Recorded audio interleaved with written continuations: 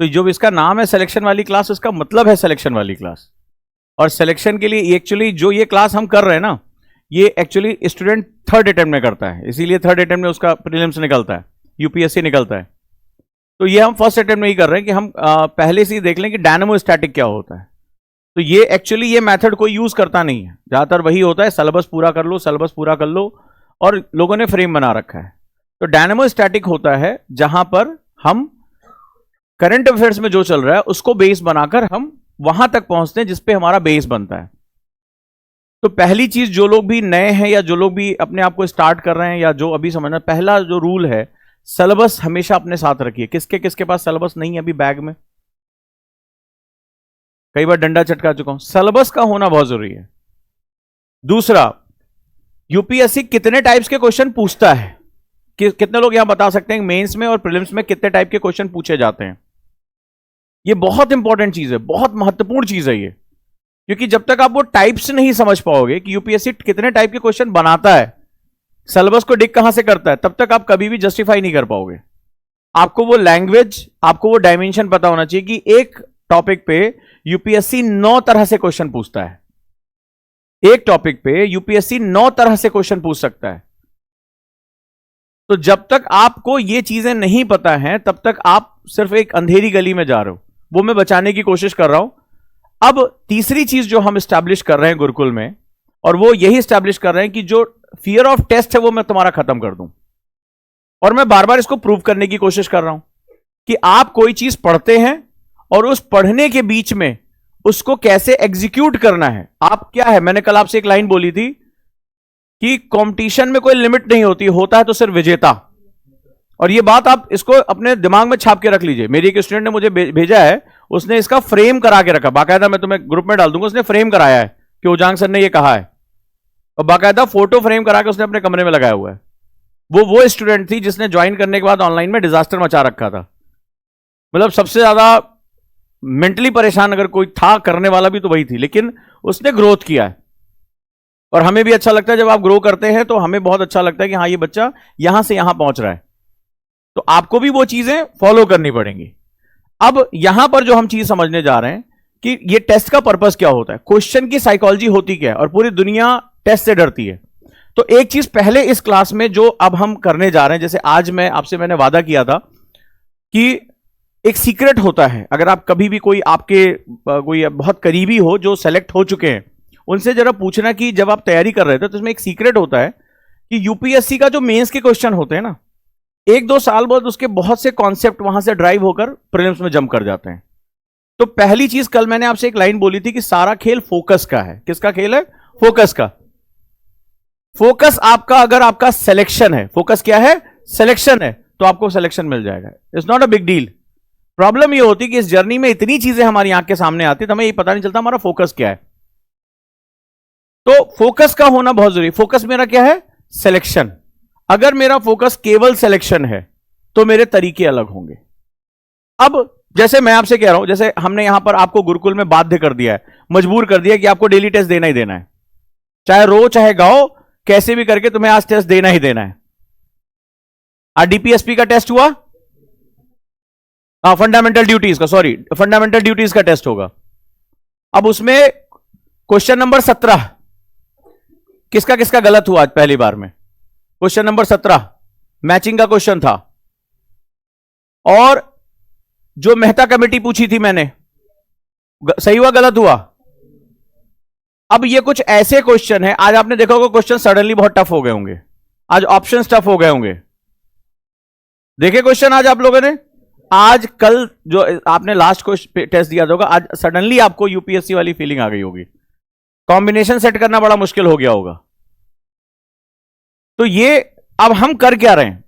अगर तुम्हारा focus selection है तो मैं तुम्हारी कैटेगरी बना देता हूं कि तुम अभी किस कैटेगरी में हो, और आज जो मैं सिखाऊंगा अगर वो तुम सीख गए तो ये तुम्हारे पाथ को डैम श्योर कर देगा। 2 तरह के स्टूडेंट, 3 तरह के स्टूडेंट होते हैं। एक जो बहुत लंबे टाइम तक ये सोचते हैं कि मेरा सिलेक्शन होगा या नहीं होगा, एक हां मेरा सिलेक्शन हो जाएगा, दूसरी कैटेगरी। तीसरी वो होती है जिन्हें पता होता सिलेक्शन हो जाएगा, वो पूरे टाइम स्ट्रगल करते हैं मेरी रैंक क्या होगी।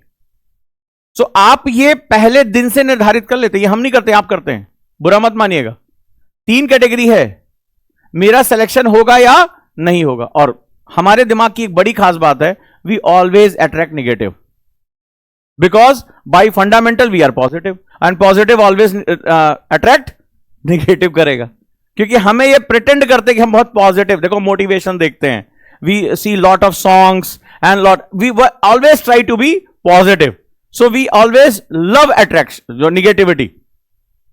देखो कानाफूसी करना, चुगली करना, ये हमारा बिहेवियर है, चाह के भी ना हम एक दूसरे की बुराई करते ही करते हैं, जबकि हम संवाद के कौशल में पढ़ते हैं कि हमेशा पॉजिटिव बोलना चाहिए, दूसरों की बड़ाई करनी चाहिए, बचपन से सिखाया गया है, but we always try to speak negative. बात करें या ना करें, हमें दूसरों के बारे में अच्छी बात बोलने से ज्यादा कभी करके देखना कि 3 अच्छी बात बोलोगे तो 6 गलत बात बोलोगे ही बोलोगे, अपने आप को ऊपर दिखाओगे। सो हम पूरे टाइम सोचते हैं कि हमारा सिलेक्शन होगा या नहीं होगा, एक लंबी कैटेगरी है इसकी, तो ये वाले ज्यादातर नहीं होने की तरफ चले जाते हैं। दूसरा होता है कि मेरे बहुत चांसेस है कि मेरा सिलेक्शन हो जाएगा। तीसरी कैटेगरी होती है, उन्हें पता होता है कि मेरे फंडामेंटल स्ट्रांग हैं, मुझे अपनी रैंक के लिए बात करना है। अब वो चीज डिसाइड कैसे होती है, जरा हम इसके बारे में बात कर लेते हैं, और वो सिंपल एक बिहेवियर से होती है। There is a 2 type of categories, that is 90% and 10% categories. तो 90% लोग जो होते हैं वो फॉरवर्ड मेथड में जाते हैं, सिर्फ दे नो। आज सुबह मेरे पास एक कॉल आया, मैं उसके बेसिस पे बता रहा हूं, एक फलाना कोचिंग के नोट्स खरीद लें, वो उन्होंने दावा किया कि सारा सिलेबस पूरा कर दे रहे हैं, और वो जो है सारा सिलेबस वो 6 किताबों में पूरी कर देंगे, इससे मेरा सिलेक्शन हो जाएगा कि नहीं हो जाएगा। मैंने पूछा तुम्हें सिलेबस पता? उसने कहा सिलेबस नहीं पता मेरे को। तो ये तरीका है। तो सिलेबस जो है पहली चीज होती है। तो आपके क्या हुआ 90% की भाई हम ये पढ़ लेंगे और हमारा हो जाएगा। ओनली 10% हुआ एज द, ये फियर के साथ चीज है कि day 1 we just hit into the competition. Competition है तो कंपटीशन की लैंग्वेज के साथ हमें जाना पड़ेगा, इट्स अ कंपटीशन।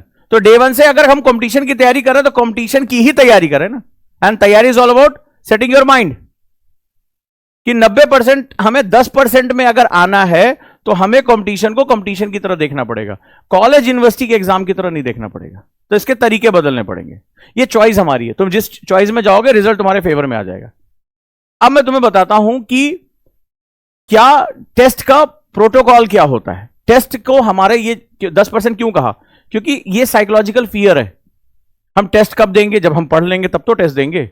हमने अभी कुछ पढ़ा ही नहीं, हम टेस्ट कैसे दे देंगे। एक आध टेस्ट दिया जबरदस्ती, अरे यार अभी तैयारी नहीं हुई, अब दोबारा हम हिस्ट्री पढ़ेंगे तब हम टेस्ट देंगे, अभी हम 6 महीना टेस्ट नहीं देंगे। ये सब तुम्हारे साथ चलता है and you generally skip it. लेकिन गुरुकुल में कम से कम हमने ये कर दिया, हमने तुम्हारी चॉइस अब नहीं पूछी है, अब सिर्फ डंडा है और आप हैं, बस 2 ही लोग हैं, आपसे हम करवा लेंगे। तो अब हम देखते हैं कि ये टेस्ट साइकोलॉजी होती क्या है। और जो मैंने आपसे कहा था कि लगभग 12 से 14 क्वेश्चन ऐसे हिडन होते हैं जो मेंस के अगर क्वेश्चन ढंग से पढ़ लिया जाए तो ये क्वेश्चन उसमें से ड्राइव कर जाते हैं, रेप्लिकेट कर जाते हैं। देखोगे इसको प्रैक्टिकली। चलो, और पढ़ना और टेस्ट देने में जमीन आसमान का अंतर होता है। तो जिसने टेस्ट देना सीख लिया, क्वेश्चन के थ्रू सीखना, यानी कंपटीशन को कंपटीशन की लैंग्वेज में सीख लिया, तो कंपटीशन को कंपटीशन की लैंग्वेज में सीख लिया तो ये सबसे आसान काम हो जाएगा। क्लियर है? चलें हम शुरू करें। तो स्कोरअप में आज हमारा जो काम है, कल मैंने आपको बजट के बारे में बताया था, सिंपल बात हुई थी।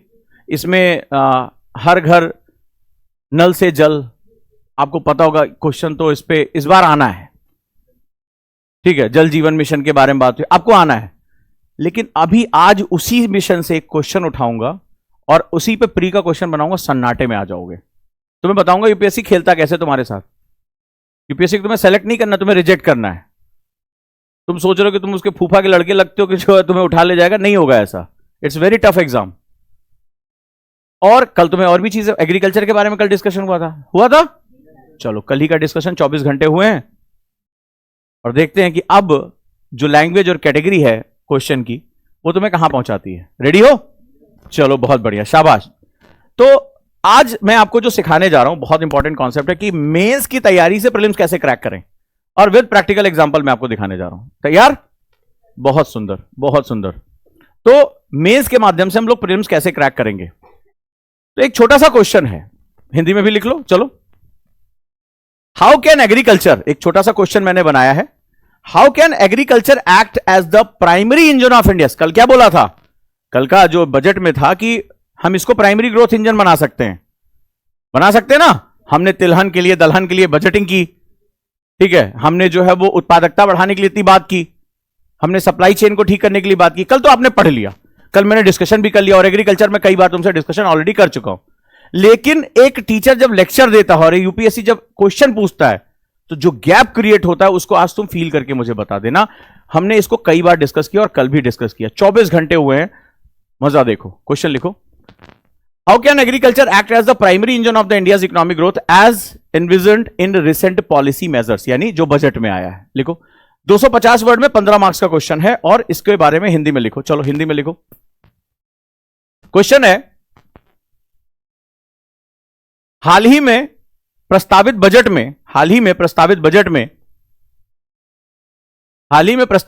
में कृषि को भारत के आर्थिक विकास का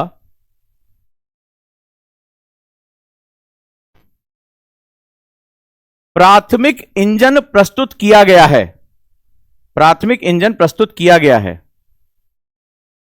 प्राथमिक इंजन के रूप में प्रस्तुत किया गया है। कैसे? 250 वर्ड में लिखना है, 15 मार्क्स। कैसे? हाउ? अब कल ही मैंने डिस्कस किया है, 24 घंटे हुए हैं। इससे पहले भी एग्रीकल्चर मैंने तुम्हें बताया था, जीएस पेपर 3 में 90 मार्क्स आते हैं, 90 मार्क्स, और 105 106 के ऊपर अभी तक किसी के नंबर गए नहीं है जीएस पेपर 3 में, 110 मैक्सिमम, और 90 नंबर केवल एग्रीकल्चर आता है। ठीक, चलो करो।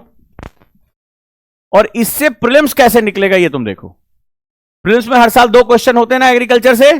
पिछले साल वो आया था जो है वो फिक्स लागत वाला, कौन सा है, फिक्स कैपिटल, और जो है रिकरिंग कैपिटल आया था क्वेश्चन, जिसमें किसान का हल भी जो है वो एक ऑप्शन के रूप में था। सबको याद है?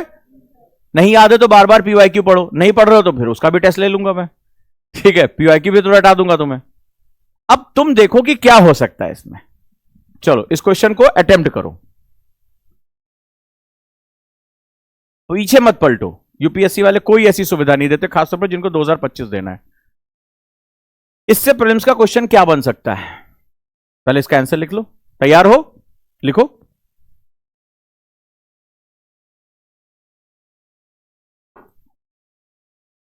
कहां आ सकता है? जीएस पेपर 3 में आएगा। लैंग्वेज ठीक है क्वेश्चन की? बिल्कुल, मैंने यूपीएससी का स्टाइल जो है वो कॉपी किया है।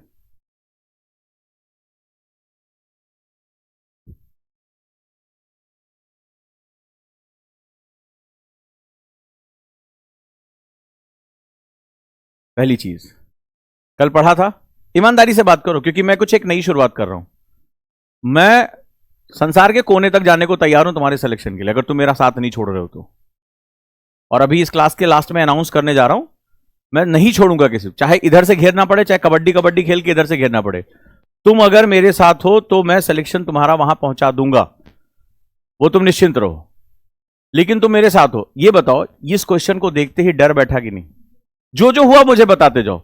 मुझे बताओ, इस क्वेश्चन को देखते ही तुम्हारे दिमाग में पहला क्वेश्चन आया, कहां से शुरू करूं? हुआ कि नहीं हुआ?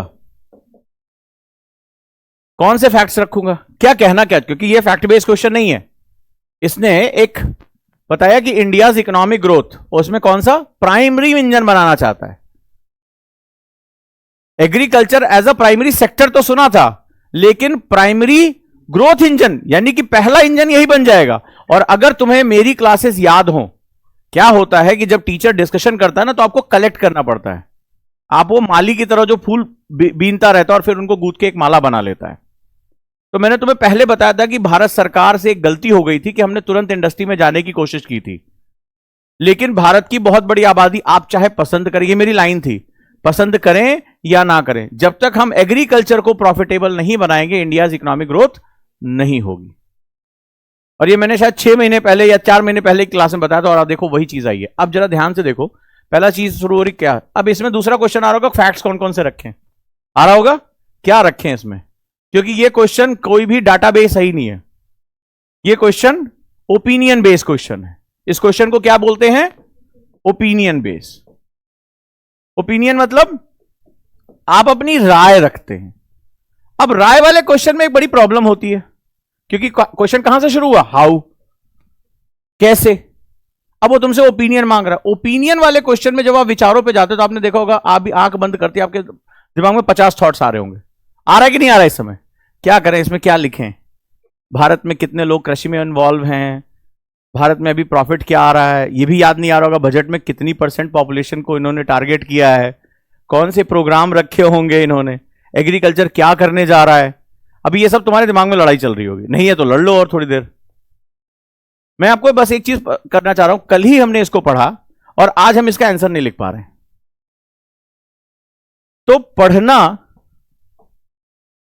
और आउटपुट निकालना, इन दोनों के बीच में वो 10% लोग हैं। अगर आज मेरी बात समझ में आ रही है तो तुम सक्सेसफुल हो, तुम्हें कोई रोकने वाला अब नहीं है यूपीएससी में। और अगर ये अंतर तुम्हें नहीं समझ में आया कि पढ़ने को तो सब पढ़ रहे हैं यार, आउटपुट जिसका है वो विजेता है। और ये बेसिकली 10 और 90 और 10 का रेशियो है। अब कल ही हमने पढ़ा है, 10 बार डिस्कशन हो चुकी है करंट अफेयर्स में, जो मैं बोल देता हूं छप जाता कुछ दिन बाद, और ये कई बार प्रूफ हो चुका है। तो उसके बावजूद भी इसका क्वेश्चन का आंसर कौन दे रहा? अगला क्वेश्चन इससे खतरनाक है। यूपीएससी की एक बड़ी खास बात है कि वो जीएस पेपर 3 तक नहीं रुकेगा, इसी को जीएस पेपर 1 में भी लेके जाएगा, इसी को जीएस पेपर 2 में भी लेके जाएगा। इसकी तो सबसे बड़ी प्रॉब्लम है ना कि ये उठा के किसी भी तरफ शिफ्ट कर देगा। देखते जाओ, यूपीएससी मैंने क्या बताया था, सब्जेक्ट होते ही नहीं है यूपीएससी में, होता है तो सिर्फ टॉपिक। तो जितने लोग हैं जिनके डाई हार्ट जिनके दिमाग में है कि यार सिलेक्शन लेना है यूपीएससी में, वो तो मेरे साथ चलें। और जो फैशन में आए हैं, घर से निकलने का मौका मिल गया है पार्टी इंजॉयमेंट के लिए, वो पढ़ने तक टिके रहे, कोई दिक्कत नहीं है। लेकिन ये डिफरेंस मैं क्रिएट कर दूंगा। चलो, हो गया आंसर, हो गया, हो गया। पूजा, प्रिलिम्स के बाद घर चली जाओगी, क्या बोलोगी? प्रिलिम्स रोटी वाली, रोटी बनाएंगे घर में कि मैंने प्रिलिम्स निकालना है, आजकल चल रहा है ना एमबीए चाय वाला, तो ये प्रिलिम्स रोटी वाली बनेंगी।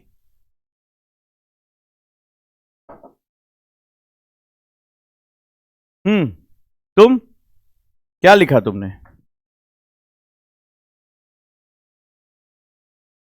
चलो, जो लिखा है अभी सामने देखेंगे। क्वेश्चन है ओपिनियन बेस। किस बेस पे है? Opinion base. आंसर को किसमें फ्रेम करना है? इसने कह दिया कि जो बजट के प्रावधान हैं उसी, आपको क्या पता है दैट्स, भारत की एग्रीकल्चर को सुधारने के लिए हम हेराल्ड डोमर मॉडल से शुरू कर सकते हैं 1951 से, बहुत कुछ है करने को। बट क्वेश्चन का जो चाबी है वो कहां, लिमिटेशन का है। यूपीएससी के क्वेश्चन में लिमिटेशन पता होनी चाहिए कि वो कंटेक्स्ट पूछ रहा है कि जो भी जवाब दोगे इस बार के बजट में जो भी वित्त मंत्री ने मेजर्स सेट किए हैं उसके ही कंटेक्स्ट में दोगे। यानी ये न सिर्फ जीएस पेपर 3 का क्वेश्चन है, ये करंट अफेयर्स का भी क्वेश्चन है। One who don't know the context of agriculture in recent budget, वो इसका आंसर दे ही नहीं सकता। स्ट्रिक्टली जो है इसका जो कोर वैल्यू है वो रिसेंट पॉलिसी मेजर्स यानी बजट है। इसके बियॉन्ड तुमने कुछ भी इसमें लिख दिया, ये कर देंगे वो कर देंगे, वो वैल्यूएबल ही नहीं है, वो वैल्यूएबल ही नहीं है। Now define me how you are going to start this question.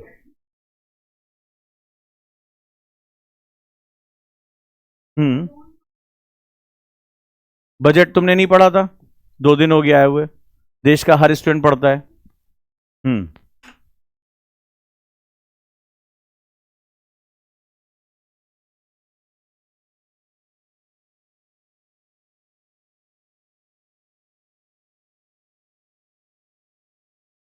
बता रही, अच्छा एक बात ध्यान से सुनना, मैंने जिस दिन बजट आया था उस दिन एक वीडियो डाली थी स्लाइड पे ऐसे लेके, उसमें एक लास्ट स्लाइड थी और वो थी सोशल इंक्लूजन की स्लाइड।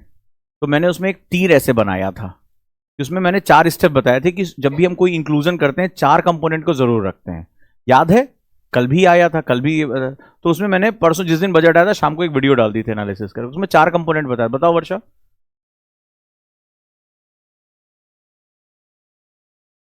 वाह, वंडरफुल, ताली होनी चाहिए भाई। जो बता दिया उसको बस याद कर लो, तुम्हें थोड़ा ना जाके कोई नया ज्ञान अर्जित करना है। तो चार समावेशी विकास के चार आयाम होते हैं। युवा, भाई भारत में डेमोग्राफिक डिविडेंड, अगर हम यूथ को नहीं करेंगे तो दिक्कत हो जाएगी। दूसरा, महिलाएं, जिसके बजट का सबसे कोर हिस्सा इस बार क्या था, महिलाएं थी। किसान, जो भारत की सबसे बड़ी वर्किंग पॉपुलेशन के साथ है। और गरीब, जो अंत्योदय का हमारा कॉन्सेप्ट है, जो डीपीएसपी में कल्याणकारी राज्य बनने की हमारी अवधारणा है। जब इन चारों सेक्टर्स को एक साथ लेके चल रहे हो तभी वो क्या होगा, ये बजट इंक्लूसिव कहलाएगा, इंक्लूसिव ग्रोथ की तरफ हम जा रहे हैं। तो अभी तो इसमें हम कितने तरह के डायमेंशन जोड़ सकते हैं, चले हम आगे बढ़े। आंसर क्या होना चाहिए, तो जब हम इंट्रोडक्शन रखेंगे तो हम सबसे पहले बनाएंगे क्वेश्चन का पर्पस क्या है, पॉजिटिव। टोन कैसी है क्वेश्चन की, पॉजिटिव। सिखाया था तुम लोगों को, टोन पहले पहचानो, सार्कास्टिक है, पॉजिटिव है, निगेटिव है। तो टोन कह रहा है कि हां, एग्रीकल्चर जो है वो भारत का प्राथमिक ग्रोथ इंजन बन सकता है, प्राथमिक क्षेत्र का ये चीज प्राथमिक बन सकता है। India's economic growth hinges significantly on the agriculture sector. है भाई, आप इतनी बड़ी पॉपुलेशन को नेग्लेक्ट नहीं कर सकते, ठीक है, नहीं कर सकते। विच सपोर्ट नियरली, डॉक्यूमेंट क्या कहता है, 58%। जो 70% इन्होंने कहा ये पुराना डाटा है। दिस, यही पहली लाइन में ही एग्जामिनर समझ जाएगा गवर्नमेंट क्या स्टेट कर रही है और तुम क्या स्टेट कर रहे हो। तुम 10 साल पुरानी जो है वो मिश्रापुरी की किताबों से कर रहे हो, या अभी जो बजट का डॉक्यूमेंट आया तो स्टेट कहता है 58% ऑफ द पॉपुलेशन जो करेंटली इसमें इन्वॉल्व है वो किसमें डिपेंडेंट है, एग्रीकल्चर पे। Recognise it importance, recently policy measure in the union budget aim to maximise agriculture productivity, enhance income and modernise infrastructure. तो अब कृषि को प्राथमिक क्षेत्र बनाना है। तो मैंने तुम लोगों को कितनी बार क्लास में रटा रटा के बताया है कि किसी भी क्षेत्र को आगे डेवलप होने के लिए सबसे पहले जरूरत पड़ती इंफ्रास्ट्रक्चर की। और इंफ्रास्ट्रक्चर जब शब्द मैं इस्तेमाल करता हूं तो उसके साथ एक लाइन बोलता हूं, दोहरा दो मेरी वाली लाइन तो। वंडरफुल, क्या दिक्कत है, जो बताया है वो बोलना चाहिए। Infrastructure create self sustain economies की अवसंरचनाएं स्वतः स्फूर्त अर्थव्यवस्था को जन्म देती हैं। स्वतः स्फूर्त का मतलब होता है इकोनॉमी अपने आप लोगों को इन्वॉल्व कर लेती है, समावेशी हो जाती है। लोग खुद ही क्या करते हैं, इकोनॉमी को जन्म देने लगते हैं। तो जब तक आप एग्रीकल्चर इंफ्रास्ट्रक्चर, इससे पहले और भी बात बोली थी कि भारत की 45% कृषि रेनफेड है, क्या है, वर्षा आधारित है, मानसून आधारित है। मैंने कई बार बताया था, नहरें नहीं बनाई हमने, तालाब नहीं बनाए हमने। तो पहला तो हमें यही इंफ्रास्ट्रक्चर चाहिए। दूसरा, कल ही डिस्कशन हुआ था कि जो अप स्ट्रीमिंग और मेन स्ट्रीमिंग है, डाउन स्ट्रीमिंग है, यानी जो है वो किसान से उपभोक्ता तक बहुत बड़ा बीच में बिचौलिया बैठा है। तो वो कभी ना उसको अपनी उपज का सही मूल्य मिलता है, ना उसको जो है कोई इसका प्रॉफिट शेयरिंग होती है। तो हमें ये सारे डिजिटल फिजिकल इंफ्रास्ट्रक्चर सेट करने, और क्वेश्चन कैसे आया है इसी इंफ्रास्ट्रक्चर में। अगर तुम्हें प्रीवियस ईयर पेपर किसको किसको एक बार भी पढ़ा है, अब जो नाम लिखने जा रहा हूं, जो लोग बता देंगे कितनी बार ये प्रीलिम्स में, कितनी बार, एक बार नहीं कितनी बार आया है, मुझे बता देना। जो पहला इंफ्रास्ट्रक्चर डेवलप किया गया है उसका नाम है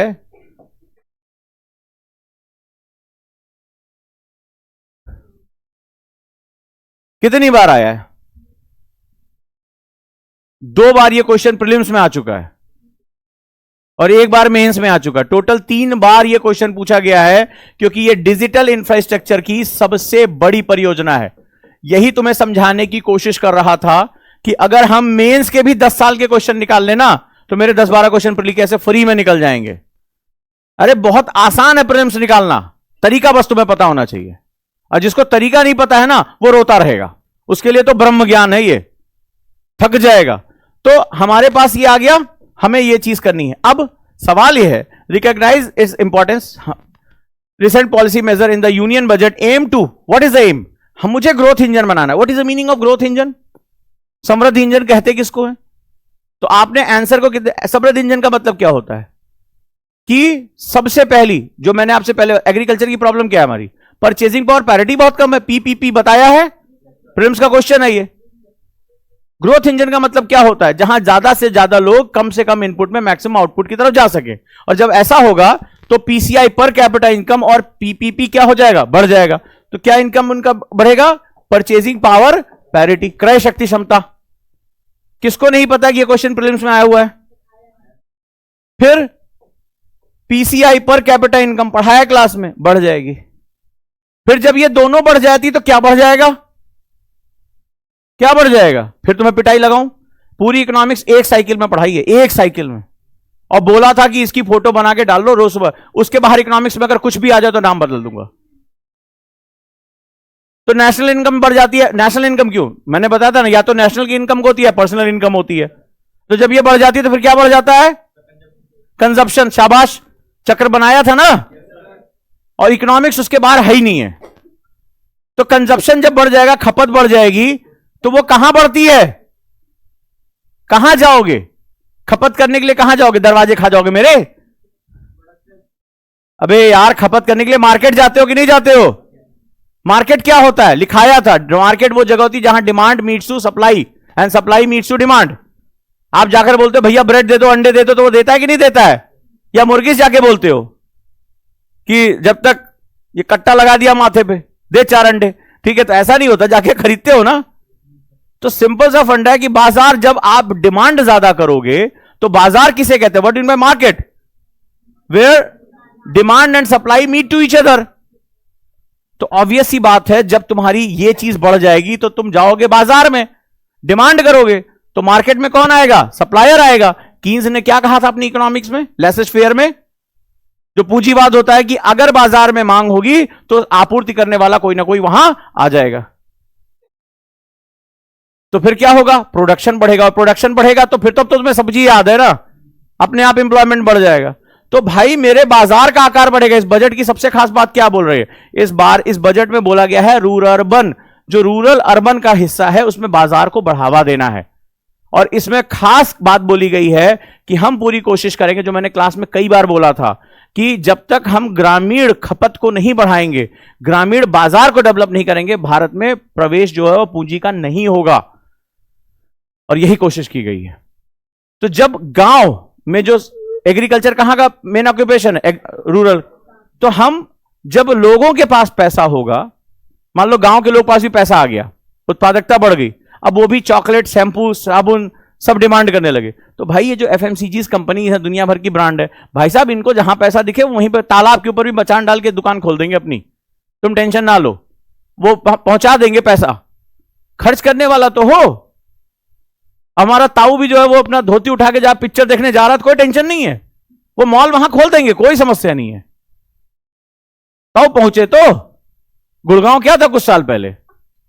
गुरुग्राम ही तो था, गांव ही तो था। पैसा आया, इन्वेस्टमेंट आया। देखो आज कौन से ब्रांड होगा जो गुड़गांव में नहीं है, कौन सा मॉल है जो गुड़गांव में नहीं है ना? सेम चीज है। तो भाई साहब जब कंजप्शन बढ़ेगा तो निवेश अपने आप आ जाएगा, और जब निवेश आएगा तो फिर वो टेक्नोलॉजी अपने आप ट्रांसफर होनी शुरू हो जाएगी। बड़ा सिंपल सा फंडा है। और ये ग्रोथ इंजन डेवलप होना शुरू हो जाएगा, जो गांव से शुरू, शहर से गांव नहीं पहुंच पा रहे हैं, लीकेज नहीं हो रही है। चलिए क्या करना होगा? पहला, मैक्सिमाइज एग्रीकल्चर प्रोडक्टिविटी। इनकम बढ़ाओगे कैसे? अगला क्वेश्चन है। उसके पास इनकम है, प्रोडक्टिविटी। प्रॉब्लम क्या आ रही है? हमारे यहां प्रोडक्टिविटी बहुत डाउन है। दूसरा क्या करोगे? Enhance income. कहानी समझ में आ गई? इसके बाद क्या करोगे? Modernise infrastructure. मॉडर्नाइज इंफ्रास्ट्रक्चर कि जितना अवसंरचना उसको आधुनिक कर दो। पंप चला रहा, सोलर से चलाए। पानी पहुंचाने के तरीके ढूंढ लो, बिजली पहुंचाने के तरीके ढूंढ लो। अभी कल की रिपोर्ट क्या आई है? पढ़ा आप लोगों ने? पीएम सूर्यघर योजना पढ़ाई थी तुम लोगों को? पीएम सूर्यघर योजना ने रिकॉर्ड तोड़ जो है वो इंस्टॉलेशन कर दिए। सरकार अपने लक्ष्य से पहले पहुंच गई है उस पर। 8.5 लाख इंस्टॉलेशन हो चुके हैं ऑलरेडी घरों में। तो ये चीजें जो हैं आपको मॉडर्नाइज करना पड़ेगा इंफ्रास्ट्रक्चर को। चलें आगे। हाँ, नो, ट्राई टू, देखो फैक्ट्स एंड फंडामेंटल्स में अंतर होता है। Something is known as fundamental and something is known as facts. Fact can be the percentage, but there are some crucial fact. मैं आपको बताता हूं, answer writing is very crucial thing. आपने कहा देश में सभी महिलाओं की स्थिति बड़ी खराब है। One sentence is there. देश में सभी महिलाएं जो हैं वो शिक्षा से दूर हैं। वन आपने कॉमन लिख दिया। देश में 48% महिलाएं शिक्षा से दूर हैं, विच इज फार बेटर। और अभी आपकी रिपोर्ट आई है कि भाई महिलाएं आगे बढ़ रही हैं, सरकार इतनी योजनाएं चला रही हैं। लखपति दीदी योजना में सरकार ने अपने टारगेट पूरे किए हैं, स्टार्टअप में पूरे किए हैं, स्टैंडअप में। वो कौन सी महिलाएं भाई? वो कौन सी महिलाएं? सरकार कह रही है, अपनी पीठ थपथपा रही है। अब तक का हाईएस्ट बजट दिया है उन्होंने इस बार महिलाओं के लिए। बहुत बड़ा हाईएस्ट बजट दिया है, बजट का मैक्सिमम हिस्सा इस बार महिलाओं को उद्योगपति बनाने की तरफ है. So there is a difference between generalisation जो है स्पेशलाइजेशन. सो एग्जामिनर के दिमाग में देखो, आपको सीधी सी बात है, this is a competition and you have to fight for the each and every word. तुम्हें हर शब्द के लिए लड़ाई लड़नी है. वो तुम्हारा रिश्तेदार नहीं है. दिस इज अ कॉम्पिटिशन, अब बहुत बिटर कॉम्पिटिशन है. इसमें अब तो इतनी बड़ी संख्या में जो आईपीएस से लेकर नीचे रैंक होल्डर्स हैं सारे एग्जाम दे रहे हैं, सबको आईएएस बनना है. सो ऑलरेडी आपका बहुत टफ कंपटीशन है. आपको एक एक वर्ड के लिए फाइट हो. You have to fight for the excellence. Right out, fight for excellence. Generalisation के लिए इसमें जगह नहीं बची. अब एक्सीलेंस के लिए फाइट करनी पड़ेगी. और मैं आपको बता रहा हूं, फैक्ट्स और फंडामेंटल के बीच में अंतर होगा. फंडामेंटल्स वो होते हैं जो मेरे स्टेटमेंट को डिफाइन करते हैं. So you have to be very precious about the selecting the words. That is known as fundamentals. If somebody is asking कि तुम एग्रीकल्चर को प्राइमरी ग्रोथ इंजन बना दोगे और रिसेंटली मेजर में गवर्नमेंट ने ऐसा किया है, सो वाई और कि भारत की रीढ़ की हड्डी है, ये है वो है, सरकार लगातार प्रयास करी, तुम बैठ के उसको प्रवचन दे रहे हो. वो यूनिवर्सिटी का टॉप नॉच प्रोफेसर है, वो तुम्हारा प्रवचन सुनने के लिए आया हुआ है, 150 वर्ड में उसको प्रवचन दोगे. So always distinguish between the fundamentals and facts. The fundamental is कि मेरे क्वेश्चन में मुझसे क्या ड्रॉ करने के लिए बोला गया है. और जब क्वेश्चन को ऑब्लाइज कर दिया गया कि तुम्हें जवाब रिसेंट पॉलिसी डॉक्यूमेंट पे देना है. There are 2 documents, one is economic survey, second one is budget. तो मेरा ऑब्लिगेशन हो गया है कि जो गवर्नमेंट ने कहा वो मुझे बोलना है. इकोनॉमिक सर्वे का पहला चैप्टर सबसे पहले कौन डिफाइन करता है? Chief economic adviser. भाई साहब, वो भारत की पॉलिसी को निर्धारित कर रहा है, वो प्रधानमंत्री का आर्थिक सलाहकार है. वो तुमसे कुछ कह रहा है, तुम उससे ऊपर जाकर कुछ कहोगे? तो आपको एक्सीलेंस की तरफ जाना पड़ेगा. यूपीएससी में नंबर मिलते नहीं है, नंबर नोचने पड़ते हैं, मिलते नहीं है, छीनने पड़ते हैं नंबर. उसको मजबूर कर दो कि मुझे नंबर दो. So be selective with each and every line and every word. और फंडामेंटल्स वो होते हैं जो पूरे मेरे आंसर को डिजाइन करते हैं. If you skip fundamental, you skip the answer. फिर तो वो एक कहानी है जो चल रही है, वो बकैती उसको वो लोग बोलते हैं, वो बकैती पे नंबर नहीं देते हैं. So never skip the fundamentals. And fundamental defined by the, तुमने क्वेश्चन को कितने ध्यान से पढ़ा और समझा है. चलिए आगे आ जाता है. Agriculture remain the largest employer in India. हमने इंट्रोडक्शन दिया. अब इंट्रोडक्शन में मुझे क्या करना है, मुझे अब जरा ध्यान से देखो. हमने इंट्रोडक्शन दिया, अब मैं सीधे आंसर पर अटैक करूंगा. तो मेरा आंसर क्या कह रहा है, ध्यान से इसको समझते जाना. हिंदी में भी है ऐप पे. तो ये कह रहा है की contribution of agriculture to economic growth. मेरा कॉन्सेप्ट क्या है, देखो ध्यान से. पहले लैंग्वेज को डिफाइन करो. क्वेश्चन में पूछ रहा है किसकी ग्रोथ. ये तुम ऐसे लिखो, किसकी ग्रोथ, किसकी ग्रोथ. ध्यान से देखते जाओ, बहुत सामान्य भाषा में इसको तोड़ो. किसकी ग्रोथ, बात किसकी हो रही है, और ग्रोथ करके पहुंचाना कहां इसको. क्वेश्चन क्या कह रहा है, प्राइमरी इंजन बनाना है, इसका आर्थिक विकास करना है. किसका, केवल और केवल एग्रीकल्चर का. और तुम्हें इस आंसर में क्या देना है कि बजट में ऐसे कौन कौन से कॉन्ट्रीब्यूटर्स हैं जो ये कर सकते हैं. यही 3 पार्ट है ना, कर दो.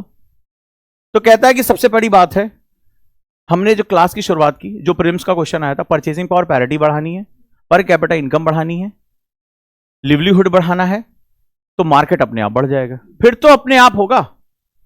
गांव में तुम्हें मॉल नहीं खोलना है, गांव में सड़क नहीं बनानी है, गांव में तुम्हें सामान नहीं पहुंचाना है, कंपनीज पहुंचा देंगी. खरीदने वाला तो हो, खरीदने वाला हो, पहुंचा देंगी कंपनीज, टेंशन ना लो. मैं अपना छोटा सा एग्जांपल दे रहा हूं. मैं गोरखपुर शहर से आता हूं, ठीक है. तो अभी वहां सरकार बदली, तो सरकार जब बदली तो ऐसी सरकार आ गई जो उत्तर प्रदेश के मुख्यमंत्री गोरखपुर से आते हैं. वो मठा जो है, मठ के जो अध्यक्ष रहे गोरखनाथ पीठ के. अब वहां पे क्या, ताबड़तोड़ सड़कें बननी शुरू हो गई, 4 लेन कनेक्टिविटी कर दी. पहले हमारे यहाँ बस नहीं जाती थी कोई, हमारे ट्रेन में नहीं मिलती थी. आए 5 मिनट के अंदर सीट फुल. या तो टॉयलेट को जो कई बार कहानी सुनाता हूं, मेरी कहानी होती है वो ठीक है, किसी और की नहीं. और या तो बस में बैठ के जाओ, और वो सड़कें अतड़ियां, वो जो कहानी उछल के मैं ही गिरा था, कोई और नहीं गिरा था, ठीक है. तो अभी क्या है, 4 लेन सड़कें जोड़ दी हैं, बहुत खूबसूरत कर दिया. वहां एक तालाब बहुत बड़ा था, वाटर रिजर्वायर, रामगढ़ ताल है, बहुत बड़ी झील है वो. उसमें पूरे शहर की गंदगी गिरती थी, बदबू आता था, जलकुंभी होती थी, वो सब फैल गई थी. उसको इतना सुंदर करा दिया, उसमें यॉट चला दिया भाई साहब, विदेशी कंपनी. और इतना सुंदर कि वो मरीन ड्राइव की तरफ, मतलब देश के जितना युवा जोड़ा है सब वहीं रात में पाया जाता है, सब सड़क पे, और बढ़िया सिक्योरिटी कर दी। पहले वहां शाम को 6-7 बजे के बाद आपको पता होगा वो क्षेत्र जो है वो श्री प्रकाश शुक्ला के लिए जाना जाता है, वो वीरेंद्र शाही के लिए जाना जाता है, वो ऐसे ऐसे भयानक जो बड़े बड़े नाम है ना उनके लिए जाना जाता है, जो दिन दहाड़े कभी किसी को भी, हाँ समझ ही गए होंगे। तो ये उस क्षेत्र के लिए जाना जाता। अब डेवलपमेंट क्या हुआ आज की डेट में, मैं तुम्हें बता रहा हूं, वहां पे जो हम लोग के टाइम पे वो सिनेमा हॉल नहीं हुआ था, सिंगल स्क्रीन हुआ करते थे, तो कबाड़ सी सीटें हुआ करती थी, कहीं भी कील घुस जाए, कहीं भी कुछ भी हो जाए। एक से एक शानदार मॉल्स बन चुके हैं, और एक नहीं कई मॉल्स, और उन मॉल्स में पैर रखने की जगह नहीं है। एक से एक शानदार सड़कें बनती जा रही, सब 4 लेन होता चला जा रहा है, मॉल्स बन रहे हैं, 6-6 स्क्रीन के मल्टीप्लेक्स हैं, और वो सब फुल चल रहे हैं। लोगों के पास पैसा है खर्च करने को। तो जो टायर 2 और टायर 3 सिटीज हैं वो भी अपने आप को डेवलप कर रही हैं, पैसा लोग खर्च कर रहे हैं। बट क्या हुआ था, इंफ्रास्ट्रक्चर नहीं था, बिजली नहीं आती थी। मतलब हमारे यहां 7-8 घंटे से पहले अगर बिजली आ जाए तो मेरी माताजी पहले कैलेंडर चेक करती थी, आज कोई त्योहार है क्या, अभी तक गई नहीं। अगर मतलब हमें आदत हो जाए, हमारी आदत कैसे हो, 12 बजे लाइट चली जाएगी, तो हमारे यहाँ कपड़े उपड़े धोना, जो भी बिजली के काम थे वो हम 12 बजे से पहले कर लेते थे। ठीक है, आपको कितना भी सोने का मन करे लेकिन वो टुल्लू चलेगा सुबह, क्योंकि पानी चला जाएगा, नहाना है, कपड़े धोने हैं, जो भी काम करना है 12 बजे लाइट चली जाएगी। और अगर 12:30 बजे तक लाइट नहीं गई, मैं लिटरली कह रहा हूं, बेचैनी हमारे यहां हो जाती थी। आज कोई त्योहार है क्या, लाइट क्यों नहीं गई अभी तक? तो लाइट आने लगी, इंफ्रास्ट्रक्चर बन गया, सिक्योरिटी सबसे पहले हुई, अपराध काफी कम हो गया वहां पे। वहां रेडिसन ब्लू जैसे जो है 5 स्टार होटल आ गए हैं, बड़े बड़े शॉपिंग मॉल्स, और कहीं पैर रखने की जगह नहीं। 4 लेन बनाने के बाद भी एकदम सड़कों पे जो है वो भीड़ लगी रहती है, शॉपिंग मॉल्स में लोगों की भीड़ लगी हुई है। सो अब क्या हुआ, सरकार ने सुरक्षा दी, इंफ्रास्ट्रक्चर दिया, अपने आप इकॉनमी आई कि नहीं आई? वो सारे प्राइवेट सेक्टर, वो मॉल सरकार ने नहीं बनाए, वो प्राइवेट सेक्टर ने बनाए, वो शॉपिंग कॉम्प्लेक्स प्राइवेट सेक्टर ने बनाए, निवेश आ गया कि नहीं आया?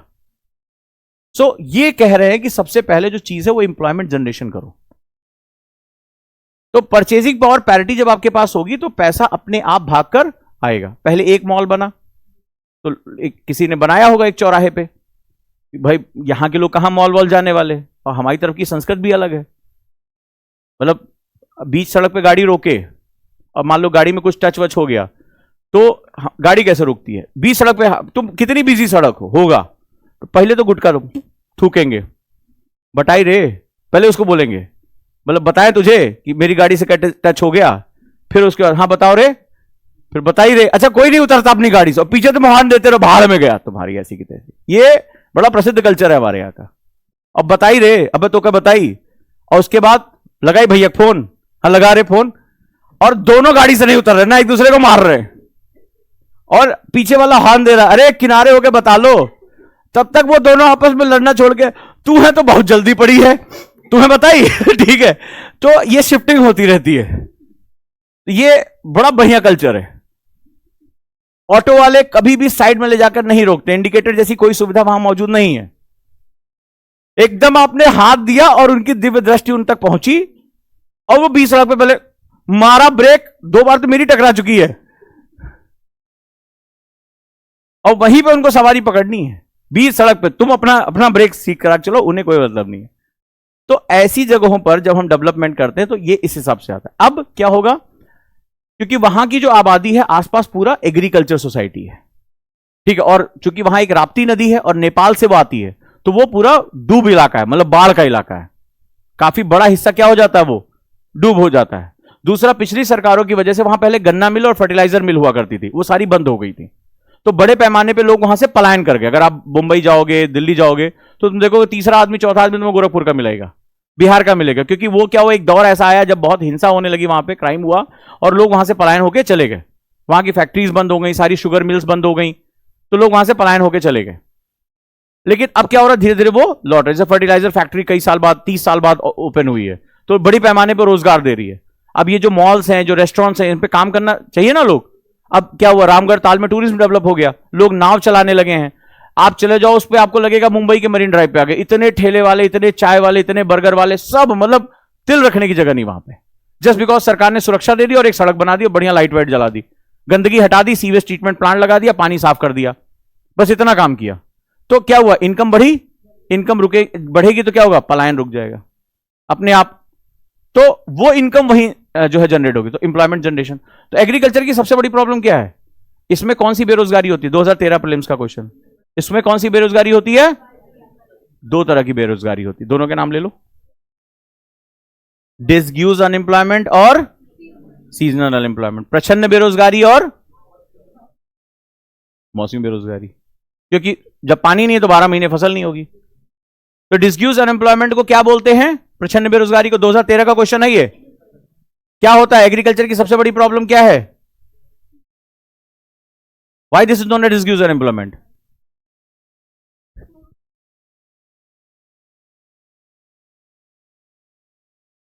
हाथ खड़ा करो, कौन इसका मुझे जवाब दे सकता है? बोलो सादिका, मुझे वो नाम दे दो, इतना टाइम नहीं है।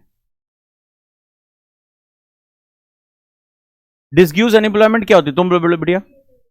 यस, मार्जिनल प्रोडक्टिविटी जीरो, सीमांत उत्पादकता शून्य होती है। क्वेश्चन आया हुआ है, सीमांत उत्पादकता शून्य होती है, marginal productivity zero. Marginal productivity का मतलब अगर उस लेबर को वहां से हटा दो, उसके काम की कोई वैल्यू नहीं है।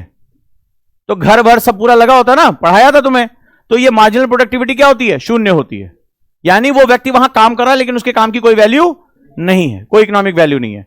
सो यहां पर हमें क्या करना पड़ेगा? कम लोगों को ज्यादा आउटपुट की तरफ लेके जाना पड़ेगा। तो agriculture remain the largest employer in India with potential for more jobs through. अब यहां जो मैंने पहले कहा था कि भारत इंडस्ट्री को छोड़ चुका है, नहीं हो पाएगा भाई, अब हमसे नहीं हो पाएगा। चाइना बहुत बड़े पैमाने पर आ चुका है, मैंने तुमसे पहले भी कहा था, देखो सच हो रहा है। आज पूरी दुनिया में ये अभी जो रिपोर्ट्स आ रही ना कि चाइना को, जिसको हम लोग कहते थे कॉपी कैट मार्केट है, सेकेंडरी मार्केट है, पूरी दुनिया को हिला दिया इसने टेक्नोलॉजी से। तो एग्रीकल्चर वो चीज है जो हम अपने लोगों को वापस लेके जा सकते हैं, पढ़े लिखे लोगों को वापस लेके जा सकते हैं। एक्टिविटीज लाइक एनिमल हस्बेंड्री, इसको डाइवर्सिफाई कर सकते हैं, डेयरी जो दुग्ध उत्पादन है, और फिशरीज, जिसमें इस बार सरकार को सबसे बड़ी बढ़त दिखाई पड़ रही है। बट ये ऐसे नहीं होगा। पेरिशेबल गुड्स है ना, फिशरीज, डेयरी, एनिमल हस्बेंड्री, मांस भी तो तुरंत खराब हो जाएगा, दूध खराब हो जाएगा। Where is supply chain? दूध वाला अपनी गाड़ी पे रख के, अब तो बाइक पा गया बेचारा थोड़ा सा, तो आसपास 8-10 किलोमीटर में तो दूध पेश पाएगा, शाम तक दूध खराब हो जाएगा। What about packaging and delivering to the far, जो दूर तक पहुंचाने के लिए क्या करना पड़ेगा? हमारे पास सिस्टम नहीं है। केवल एक ही हमारे यहां एक महान व्यक्ति हुए थे, कुरियन वर्गीज, जिन्होंने भारत में श्वेत क्रांति, मुझे बताना पड़ेगा, प्रीलिम्स का क्वेश्चन है ये?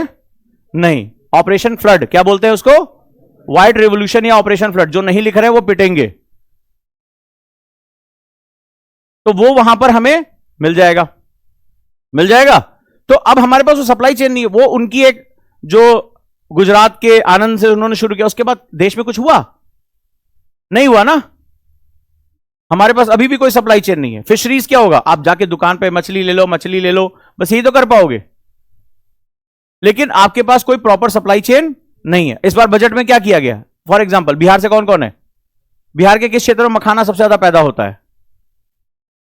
तो हार तो, हाँ,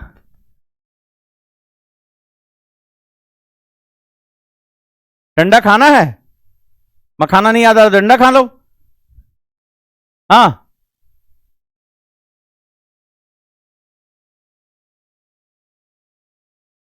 हाँ, निर्मला सीतारमण ने मधुबनी की साड़ी पहन ली, तुम खा जाओ, ठीक है।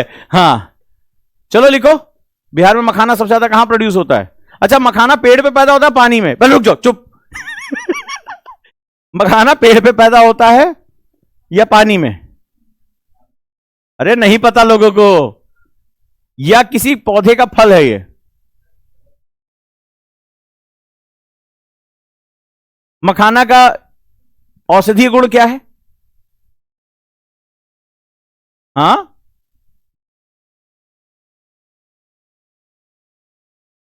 नहीं पता ना, पिटोगे। इस बार का क्वेश्चन है ये। Yes, calcium.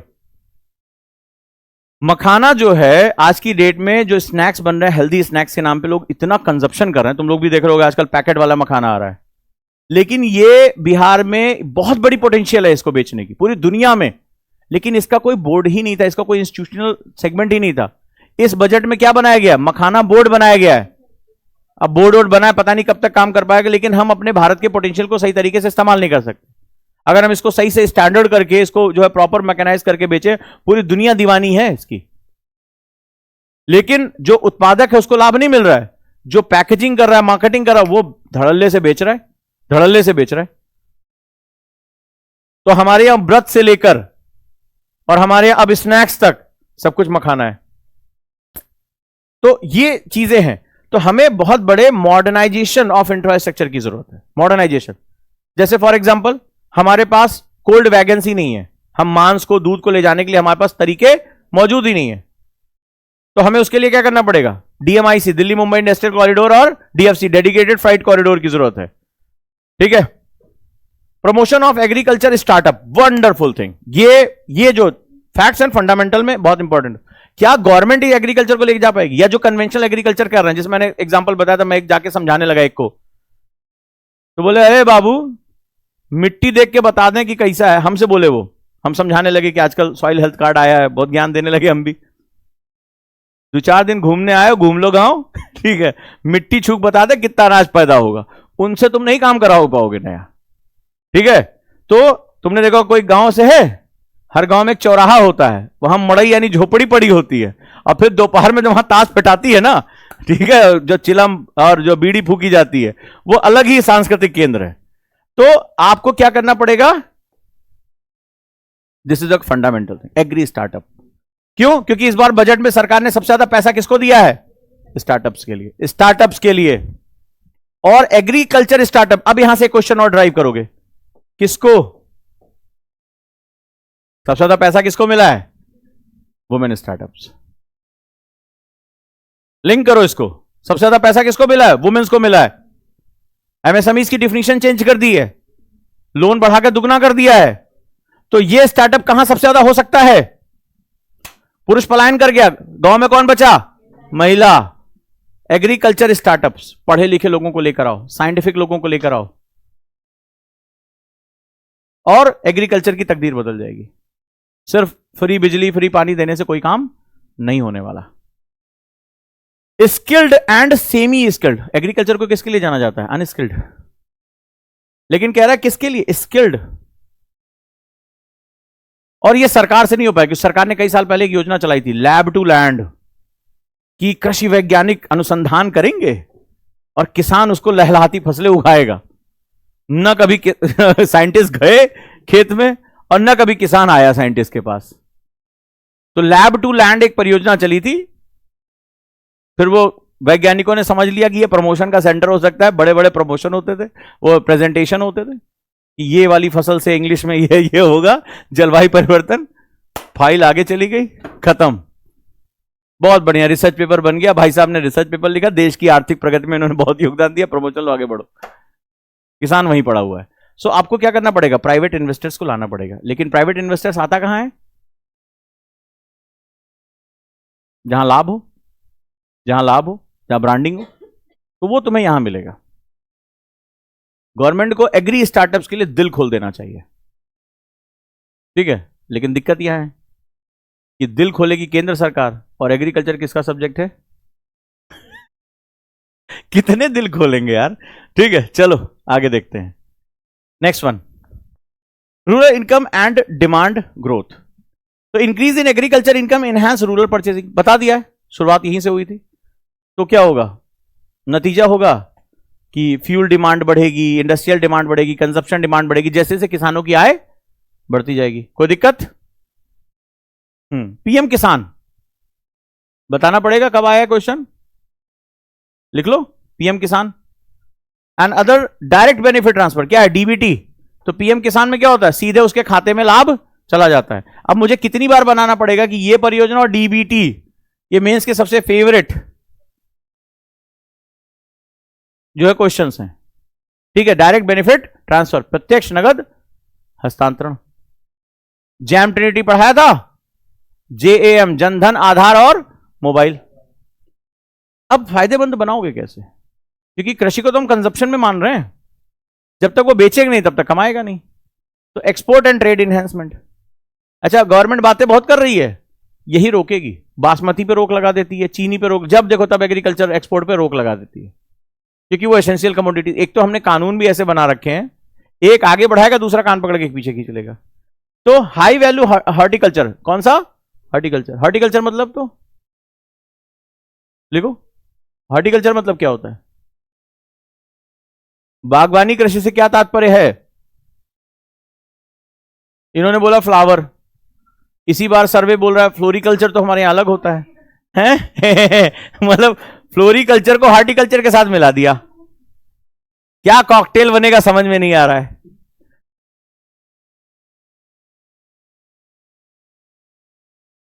तो लिखो हॉर्टिकल्चर, बागवानी कृषि का क्या मतलब होता है?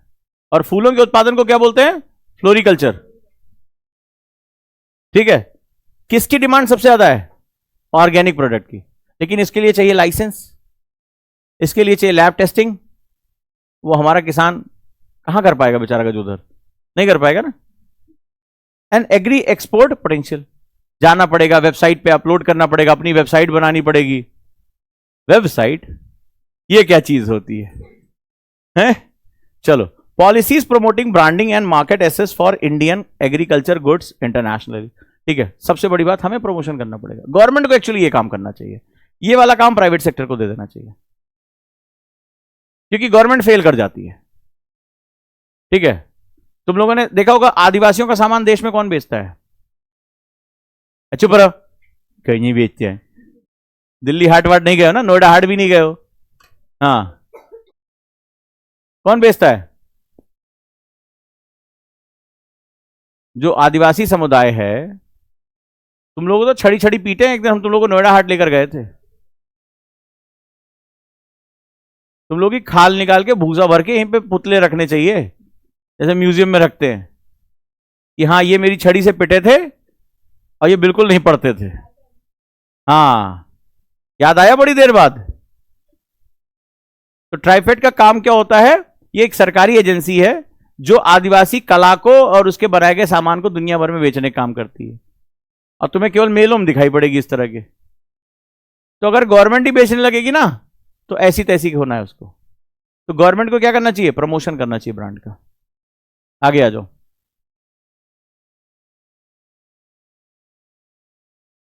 क्या रिसेंट पॉलिसी मेजर, क्वेश्चन में क्या था? अब यहां से क्वेश्चन बन जाएगा प्रीलिम्स का। क्रेडिट एंड फाइनेंस असिस्टेंट, सबसे बड़ी बात, किसान को ऋण कितना दे रहे हो? 20 लाख करोड़ क्रेडिट एलोकेशन कर रहे हो। कितना दिया है? 20 लाख करोड़। ठीक है, क्रेडिट इतने की आप ऋण ले सकते हो। किसान क्रेडिट कार्ड, किस योजना से? इस बार के चांसेस हैं किसान क्रेडिट कार्ड से आप क्वेश्चन बना सकते हैं। तो कौन सा है? केसीसी, किसान क्रेडिट कार्ड। सबसे ज्यादा फोकस किस पे कर रहे हैं गवर्नमेंट? एनिमल हस्बेंड्री और फिशरीज पे। टेक्नोलॉजिकल एसेसमेंट एडवांसमेंट क्या कर रहे हो? एग्रीटेक स्टार्टअप्स कर रहे हो, मैकेनाइजेशन कर रहे हो, डिजिटल फार्मिंग सॉल्यूशन लेकर आ रहे हो, एआई बेस्ड क्रॉप मॉनिटरिंग, ये इंपॉर्टेंट है इस बात के लिए, AI based crop monitoring and soil health management. तो किसको किसको बताना पड़ेगा? सॉइल हेल्थ कार्ड, प्रीलिम्स में क्वेश्चन आया हुआ है, क्योंकि मिट्टी जब तक ठीक नहीं होगी तब तक आप उर्वरकों का अंदाजा नहीं लगा सकते। तो क्वेश्चन कौन सा आया था? Soil health card. लिखो, नहीं पता तो लिखो, मृदा स्वास्थ्य कार्ड, प्रीलिम्स में आया हुआ है। इंफ्रास्ट्रक्चर, खासतौर पे इरिगेशन में पैसा लगाना है। वेयर हाउसिंग, जिसमें मैंने अब तो गवर्नमेंट ने प्राइवेट को दे दिया ना। उस दिन लास्ट टाइम हमारी बात हुई थी ना, पहले हमारे यहाँ फूड कॉर्पोरेशन ऑफ इंडिया हुआ करता था, तो अब अडानी वडानी जो साइलोस के बारे में बताया था तुम्हें, तो वेयर हाउसिंग हमें बढ़ाना पड़ेगा। जैसे आलू की फसल खराब हो जाती है, टमाटर खराब हो जाता है, तो उसको कोल्ड स्टोरेज में ले जाकर डाल दो। ठीक है, and cold chain logistics to minimise losses, क्योंकि पेरिशेबल गुड भारत में कितना बर्बाद हो जाता है? 40%। 40% लॉसेस है हमारे देश में, बहुत बड़ा है। अगला क्या करना पड़ेगा? सस्टेनेबिलिटी, क्योंकि ये तो आ रहा है और ये क्वेश्चन था मेंस में, क्लाइमेट रेजिलिएंट एग्रीकल्चर, याद है? तो क्लाइमेट रेजिलिएंट क्रॉपिंग सिस्टम लाना पड़ेगा, यानी जलवायु को सह लेने वाली कृषि, जो जलवायु परिवर्तन से परेशान ना हो, खराब ना हो। Incentivise for the renewable energy, सबसे बड़ी बात है कि रिन्यूएबल एनर्जी का फोकस करना है। डीजल से वो अपना पंप सेट ना चलाए, किससे यूज करे? Renewable energy. तो पहला सबसे बड़ा जो पैराडाइम शिफ्ट था वो कौन सा था? पढ़ाया क्लास में और एग्जाम में क्वेश्चन भी आया है। कौन सा पैराडाइम शिफ्ट था गांव के क्षेत्र में सोलर एनर्जी को इनपुट करने का, जहां से हमारे देश में एक तरह से सोलर क्रांति शुरू हुई थी? नाम बता सकते हो? और मैंने याद दिलाया तो ओ मत करना। Jawaharlal Nehru national solar mission, और क्लास में पढ़ाया हुआ है। जवाहरलाल नेहरू राष्ट्रीय सौर मिशन मनमोहन सिंह सर की गवर्नमेंट में आया था और वहीं से हमारा पैराडाइम शिफ्ट शुरू हुआ था।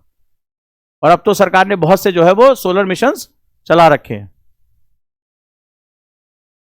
क्या चैलेंजेस होंगे? Addressing fragmentation of the land, पहले बता चुका, हमारे यहां लैंड ही छोटे छोटे टुकड़ों में है, लैंड होल्डिंग्स हमारे यहां बहुत खराब है, तो हमें लैंड बैंक्स बनाने का तरीका नहीं पता चल रहा है। प्रमोटिंग कोऑपरेटिव फार्मिंग, इसके बारे में बता चुका हूं। सहकारी कृषि, मिलजुल कर, चलो यार हम जो है खेती की लागत कम करने के लिए मिलजुल कर करें, ठीक है। Enhancing farmer education on the global best practices, दुनिया भर में जो चल रहा है हमें फार्मर को एजुकेट करना है, तो वो बड़ा मुश्किल काम है। पेपर पर बहुत अच्छा लग रहा है लेकिन है मुश्किल काम। तब तक नहीं होगा जब तक एग्रीकल्चर में यूथ को नहीं, तुम पढ़े लिखे यूथ को नहीं अंदर खींचोगे, तब तक बहुत मुश्किल है। और ये तभी होगा जब आप स्मार्ट मशीन्स लेकर आ पाओगे, क्योंकि यूथ जो है दिमाग तो चला रहा है, शरीर नहीं चला सकता। कि वो मेरे देश की मिट्टी सोना उगले और लेके सुबह सुबह हल पीठ पे रात के, ये पॉसिबल नहीं है उसके लिए। उसको ड्रोन से खेती कर लेगा, वो मशीन से, रोबोटिक, जैसे वो कार चलाता है बचपन से, उसी तरह के ट्रैक्टर चला लेगा छोटे छोटे, जो मोटर से चल रहे हो, मशीन से चल रहे हो, वो ये कर लेगा, अच्छे से कर लेगा, वो अपना सामान बेच लेगा। लेकिन उसको फैसिलिटीज देनी पड़ेगी, उसका एनवायरमेंट उसको बना के देना पड़ेगा, उसको समझना पड़ेगा। क्लियर है? चलिए question number 2, self help group. चलो इसका क्वेश्चन तो हो जाएगा, इसको मैं अपलोड कर दूंगा। इस बार का जो सबसे पॉसिबल क्वेश्चन है वो कर लेते हैं, सबसे पॉसिबल क्वेश्चन, और इसी में से प्रीलिम्स का क्वेश्चन निकालता हूं।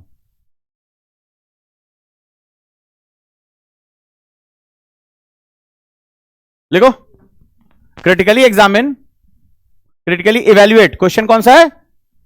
नो कोडिंग बताई थी, जिसने मेरी जो है वो आंसर राइटिंग क्लास देखी होगी, तो मैंने कोडिंग करना बताया था, code number 1 to code number 9, code number 8। तो क्रिटिकली इवेल्युएट कौन सा कोड है ये?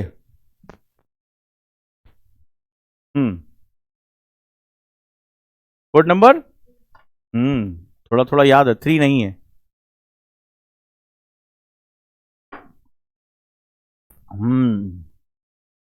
Critically evaluate the Jal Jeevan mission potential to address water security challenge in the rural India by 2028। इस बार का मोस्ट इंपॉर्टेंट क्वेश्चन मान लो कि इस बार ये प्रीलिम्स में या मेंस में ये क्वेश्चन आना ही आना है, ठीक है? मान के चलो, ये कह रहा है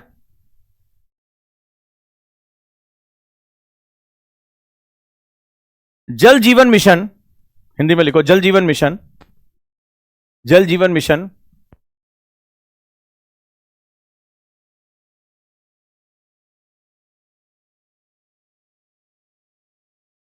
के सम्मुख ग्रामीण भारत में 2028 तक, ग्रामीण भारत में 2028 तक जल सुरक्षा, जल सुरक्षा